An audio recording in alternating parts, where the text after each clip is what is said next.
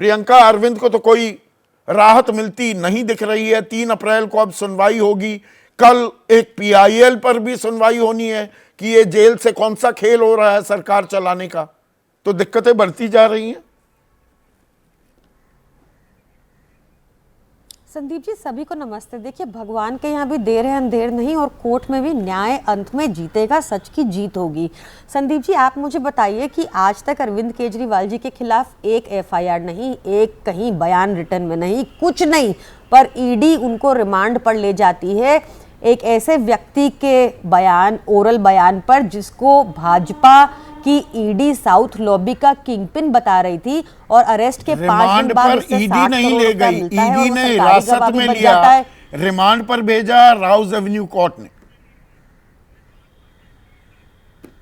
Thank you for correcting me.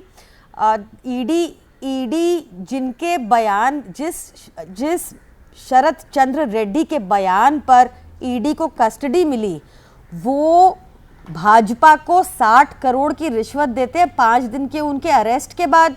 तो क्या सवाल भाजपा से नहीं पूछा जाना चाहिए? क्या इन्वेस्टिगेशन इनके ऊपर नहीं होना चाहिए? इसमें तो खैर इन्वेस्टिगेशन की भी जरूरत नहीं है, ईसीआई पे डाटा है साफ साफ। आप सोचिए, अगर इस किंगपिन का, जिसको ईडी किंगपिन बुला रही थी साउथ लिकर लॉबी का, इससे 1 रुपया हमारे अकाउंट में आया होता तो हमारी क्या ये हालत करते मीडिया में भी।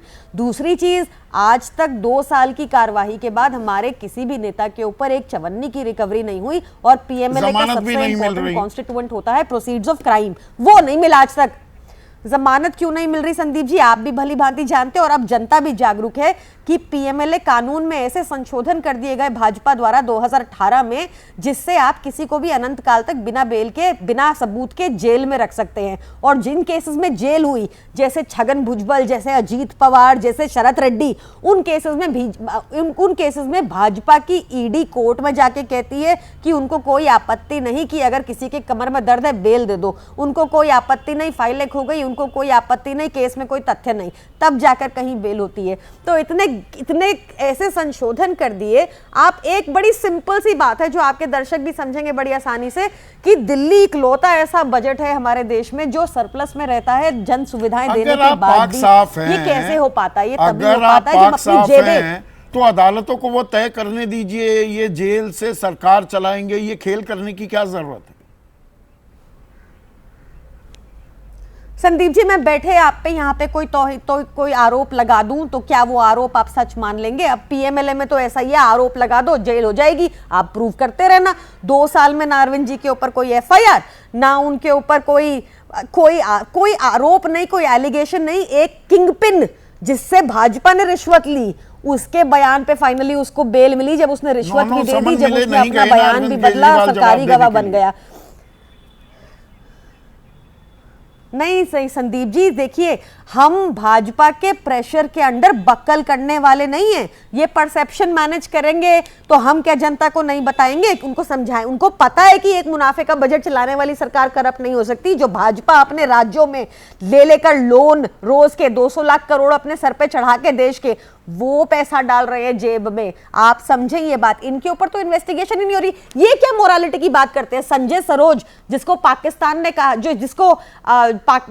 जिसके ऊपर ये आरोप है कि पाकिस्तान से वो टेरर फंडिंग के निर्देश लेता था, हिंदुस्तान में दंगे करवाता था, वो पिछले हफ्ते भाजपा में शामिल हो गया। कल की बात है, जायसवाल, जो गुजरात का एक बहुत बड़ा तस्कर माना जाता है इलीगल लिकर का, जिससे लोग मरते हैं गुजरात में, जहां 25,000 करोड़ का अवैध धंधा चलता है गुजरात में इलीगल लिकर का, उसके बड़े माफिया डॉन को कल भाजपा में शरण मिल गई। छगन भुजबल, अजीत पवार, नारदा स्कैम, शारदा स्कैम, आप कोई scam, Vyapam scam, Louis burger scam, कोई स्कैम आज देश में है तो वो स्कैमस्टर आपको भाजपा में मिलेगा। इकलौता कन्विक्ट था कोल स्कैम में भी मधु कोड़ा, उसका परिवार भी आपको भाजपा में मिलेगा। जो प्रधानमंत्री अशोक चव्हाण के लिए कहते थे कि ये बेवाओं का घर लूट लिए और ऐसा बताते थे, उसको भी भाजपा में ले आए। तो ये इन्होंने कानून में ऐसे संशोधन कर दिए। इनसे पूछ लीजिए जो भाजपा समर्थक यहाँ बैठे हैं, अरविंद केजरीवाल के ऊपर क्या एफआईआर, उसमें क्या एलिगेशन है, आपको जवाब नहीं मिलेगा। अब इन्होंने लॉ ऐसा कर दिया।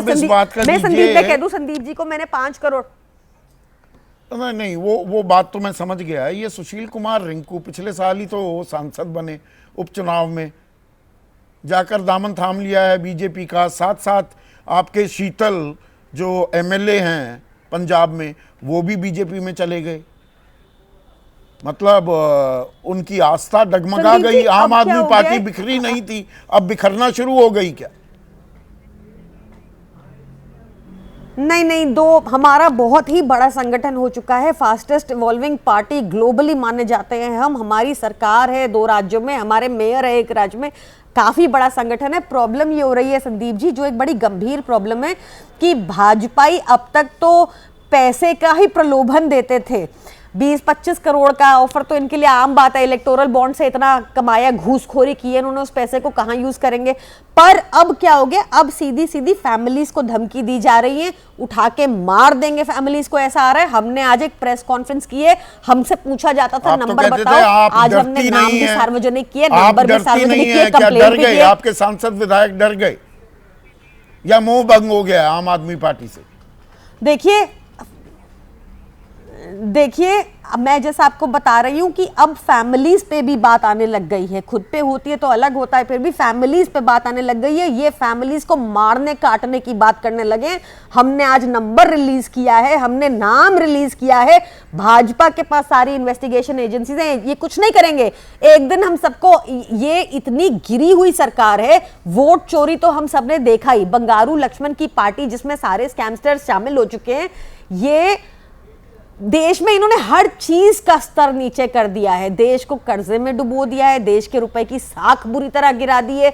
आप कुछ नहीं किया जनता के लिए, अनएम्प्लॉयमेंट हाईएस्ट पे है, बीजेपी का दामन थाम रहा है। सवाल मेरा मूल ये था, लेकिन आप आरोप बीजेपी पर लगा रही हैं। जैसे ही घड़ी का काटा दोपहर 2:30 पे आए, बबीता जी का दिल सास बहू साजिश के लिए मचल जाए।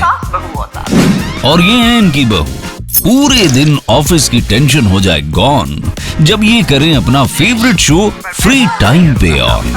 इनकी तरह आप भी देखिए अपना फेवरेट शो अपने टाइम पर और डाउनलोड कीजिए एबीपी लाइव ऐप अपने स्मार्ट टीवी पर।